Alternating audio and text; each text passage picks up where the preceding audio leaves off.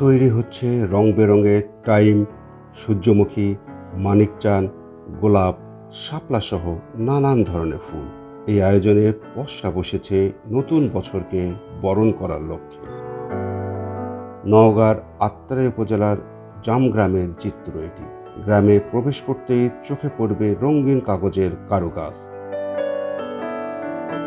গ্রামটির ৩০০ বেশি পরিবার কাগজের ফুল বানিয়ে আয় রোজগার করেন। আমি মোটামুটি ২০ বছর থেকে ব্যবসা করি। এই ব্যবসাতে মনে করো দীর্ঘ ১৪-১৫ বছর পরে মনে করো ব্যবসার ধীরগতি।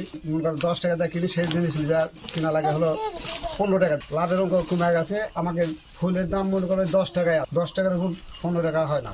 ছেড়ে দিতে কিছুটা লোক ছেড়ে দিছে। এখন বৈশাখী মেলার মেলা চাপ, যেতে হবে, বাল বাচ্চা আছে, একটু খেতে দিতে হবে। ফুল তৈরি করাই আমাদের প্রধান পেশা। আমি পড়াশোনা করি, পড়াশোনার ফাঁকে ফাঁকে একটু বাবা আমাকে সাহায্য করি। বাবা এগুলো ফুল অনেক বিভিন্ন জায়গায় নিয়ে যে বিক্রি করে আয় হয়, এটা দিয়ে আমার পড়াশোনার খরচ চালায়। গ্রামের বাসিন্দারা অধিকাংশ দারিদ্র্য সীমার নিচে জীবনযাপন করেন।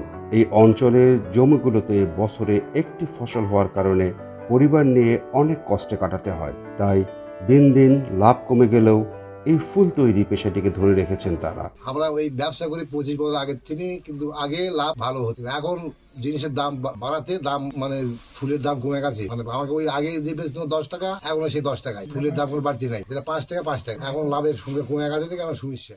আমরা রান্না বাড়ি করে কাম কাজ করে এগুলো বানিয়ে তৈরি করে থুই, কিন্তু এগুলোর ফুলের দাম খুবই বেশি, কিন্তু আমরা বেচতে পারি না। ওই জন্য আমরা লাভের খুবই কম দেখি, কিন্তু আমাদের কষ্ট তো খুবই। দাবি জানান সরকারি সহযোগিতার।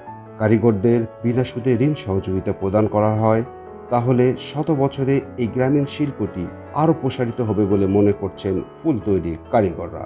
ফুলের উপকরণের দাম বেড়ে গেছে, এতে লাভের পরিমাণটা কম। এতে বাংলাদেশ সরকার যদি আমাদেরকে বিনা সুদে ঋণ দিত, তাহলে আরো কিছু লাভবান হতে পারতাম। কারণ এই ফুলের ব্যবসাতে অনেক পুঁজি লাগে। বিভিন্ন জেলাতে যাওয়া আসা খরচ, সেখানে বাসা নিয়ে থাকা, সেটা একটা খরচ আছে, এবং সবকিছু কিনে খেতে হয়। ফুল বেচেই সবকিছু জোগাড় করতে হয়, যোগান দিতে হয়। এই ব্যবসাতে অত লাভবান নাই। বর্তমানে সরকার যদি আমাদের দিকে তাকাতো, তাহলে খুবই ভালো হতো।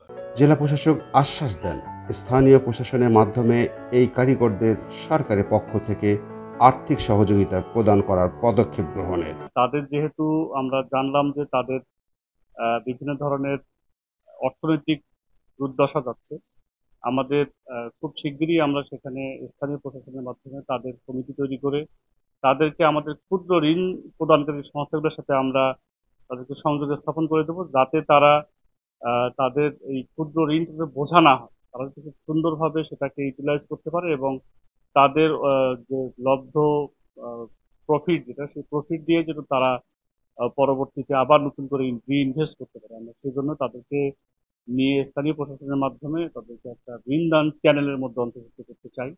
এবং আসন্ন বৈশাখী মেলাতে আমাদের যে সমস্ত উপজেলায় সরকারের নির্দেশনা মোতাবেক 1 দিন বা 2 দিন বেশি মেলা হতে যাচ্ছে, সেই মেলাগুলোতে তাদেরকে তাদের শিল্পটাকে বিকশিত করার জন্য তাদের নামে একটা ফ্রি স্টল বরাদ্দ দিতে। শত বছরের এই গ্রামীণ শিল্পটিকে টিকে রাখতে হলে দ্রুতই সরকারের পক্ষ থেকে সার্বিক সহযোগিতা করার কোনো বিকল্প নেই বলে মনে করছেন স্থানীয়রা। আব্দুর রব পাভেল, সারা বাংলা, নওগাঁ।